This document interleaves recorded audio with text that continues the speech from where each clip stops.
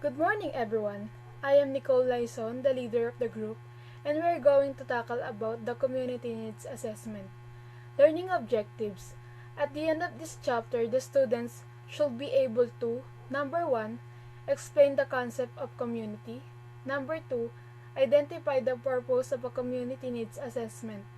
And number 3, outline the process in conducting a community needs assessment. The overview. This chapter presents the concept of community and community needs assessment. It primarily focuses on conducting a community needs assessment necessary for determining areas for improvement, solving problems, and developing goals. Need Assessment Survey. This survey is contain a set question to be answered by people in the community through personal or telephone, to be online or face-to-face, or email or written correspondence. The following data are gathered in Needs Assessment Survey. The first is the historical data. Data is information about a company's past such revenues, earning, and stock price action. The second is geographical data. The data information that explicit or implicit association with the location relative to Earth. Political and legal data.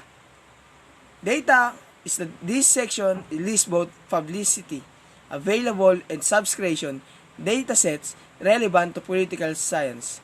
The sets are collection of quantitative or other numeric data gathered from survey, interview, or other means that can be analyzed using specialized software such as data.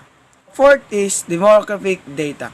The data is age, size, race, growth, patterns, and population distribution. The last fifth is economic data. The nature of the economic based in the relation in the social, cultural, educational, and cultural superstructure.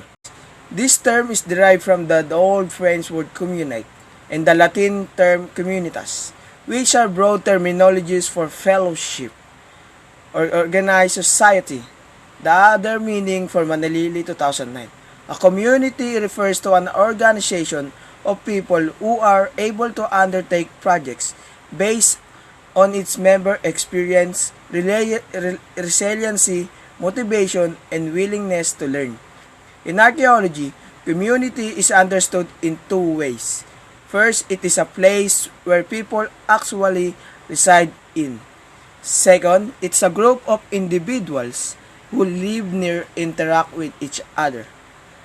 The third is an active community is an organization of people who strategize, conceptualize, implement, and evaluate a program. The explanation for the community is a social unit, a group of living things with commonality such as norms, religion, values, custom, or our identity. Aesthetic and moral values of a community. The aesthetic and moral values of a community consist of the guiding and sometimes paradoxical ideas that it's been hold. Example given, how they know what is good from bad, beautiful from ugly, and right from wrong. The justifications for the set of values of communities are necessary in explaining their actions. Sociological concept of a community. The family is the smallest unit of the society.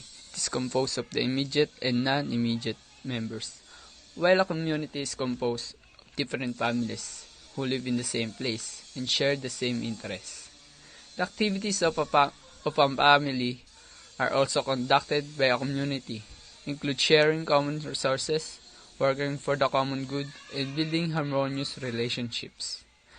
It is believed that stronger families help develop stronger communities. An individual person can form a family. A family can form a community, and a community can form a nation. The roles of the community in a needs assessments are as follows. Number 1. Help identify interest groups and citizens who can be a part of working committees.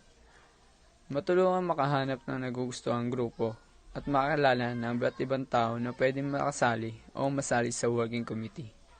Number 2. Facilitate a group discussion to determine important issues and priorities. Patulungan ng isang talakayan sa grupo upang malaman ang kanilang problema at issue at prioridad na kailangan nilang gawin. Number 3. Select the sample to be surveyed and design a system to identify respondents. Number 4.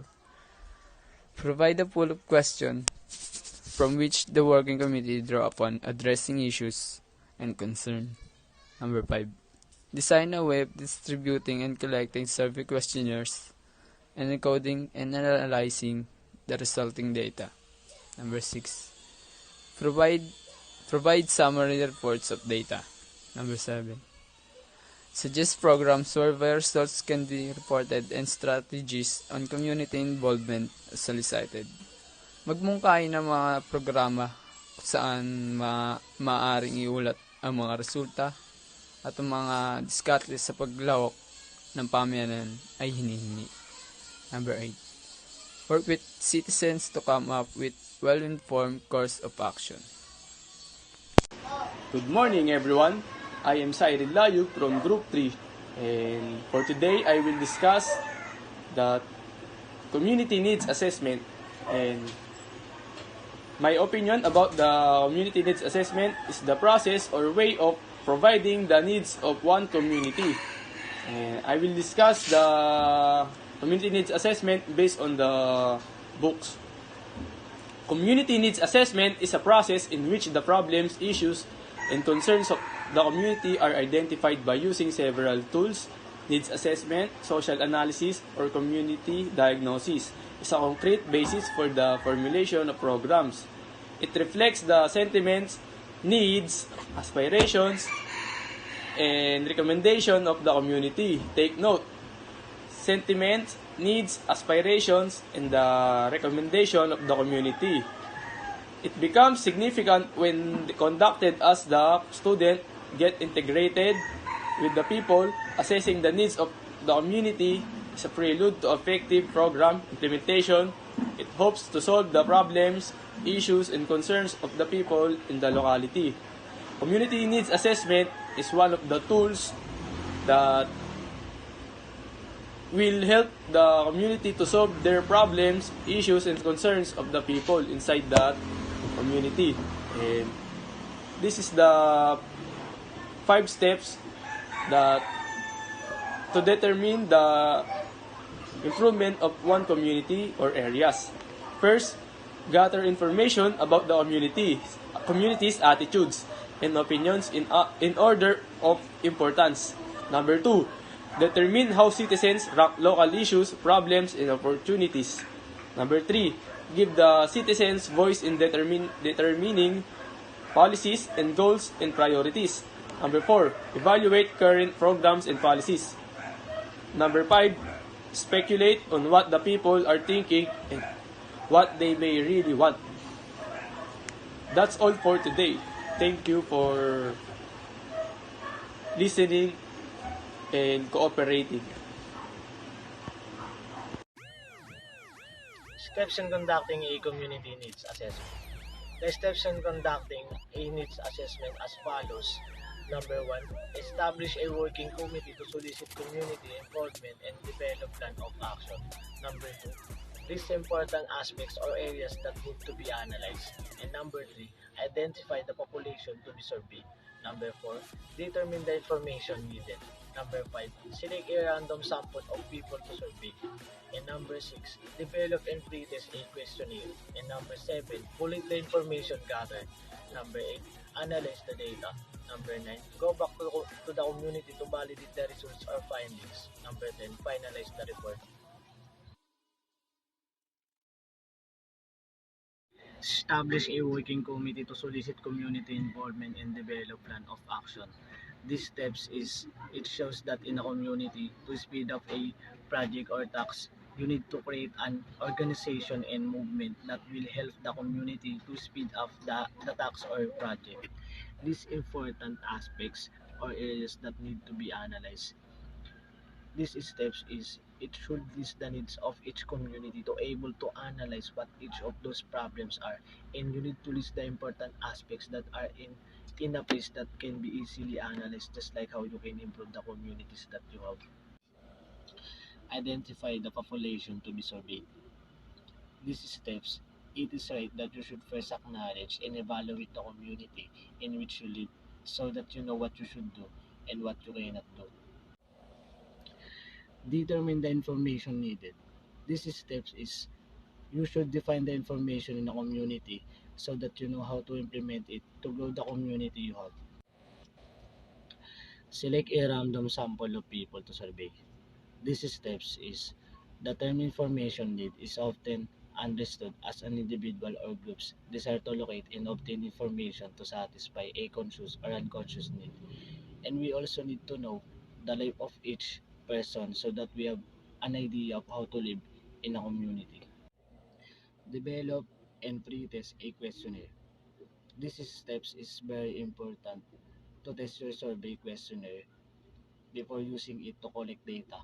Pre-testing and piloting can help you identify questions that don't make sense to participants or problems with the questionnaire that might lead to biased answers. This guide explains how to conduct basics, pre-testings and piloting for a survey. Collect the information gathered.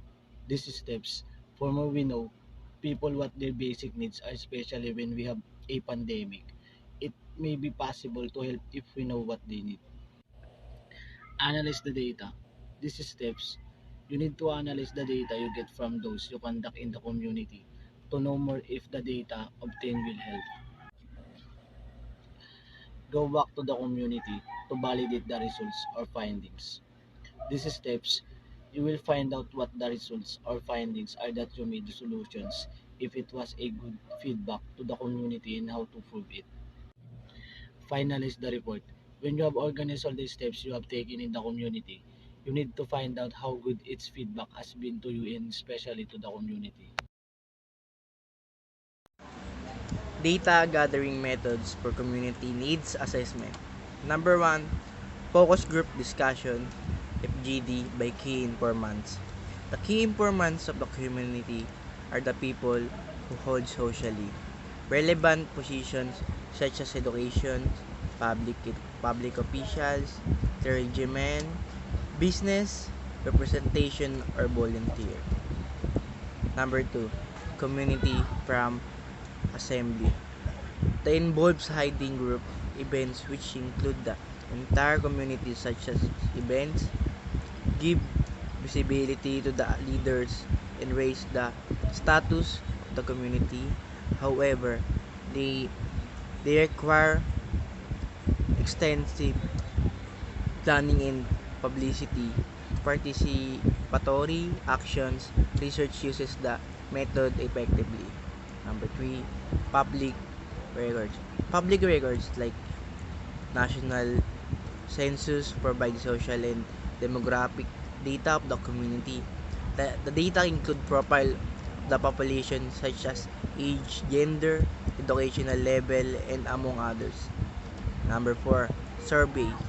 Survey and questionnaire involve asking individuals in the community about their everyday needs. This can be implemented through the following. Number letter A, mailing questionnaires to randomly selected members of the community. Letter B, doing telephone survey. Letter C, handing handing out survey during assemblies. Letter D, posting questionnaires on the internet. Focus group discussion, it means na kailangan mo talaga mag-focus sa bawat mga ibinibigay mong opinion sa iba and about sa community. Parang halimbawa nito yung pag nagpatupad ka ng batas, tapos kailangan mo siyang pagbalingan ng atensyon dahil marami yung maapektuhan dito, katulad ng community, ng mga taong sakop ng community. Number 2 is community forum assembly. Kumbaga kailangan mo yung paligid mo or community mo, kailangan din ng may pag-uusapan kayo kung paano mag-grow yung community nyo tungo sa magandang kinabukasan, ganun. Tapos parang bigyan mo sila ng visibility na about kung anong gagawin dito, anong gagawin dun, para malaman din nila yung mga dapat nilang gawin. Public records, kailangan mo rin alamin kung dumadami ba kayo sa community or what. Tapos kailangan mo din alamin kung ilan ang hawak mo at kailangan mong ipag-improve para yun, maganda yung kakalabasan ng community. Survey pinakamahalaga dahil pag sa survey malalaman mo yung mga mali, tapos kailangan pang i-improve sa community. Tapos yung surveys parang siya, holding doing pinaka the best way ngayon pandemic times, doing cellphone survey, sapagkat mahirap na yung magkasakit yan. Tas yung surveys way of interacting in the community to improve the goal of the person. Conclusion. A community needs assessment identifies the strengths and resources available in the community to meet the needs of children, youth, and families. Community assessment is a systematic examination of the community status indicators for a given population that is used to identify key problems and assets in community.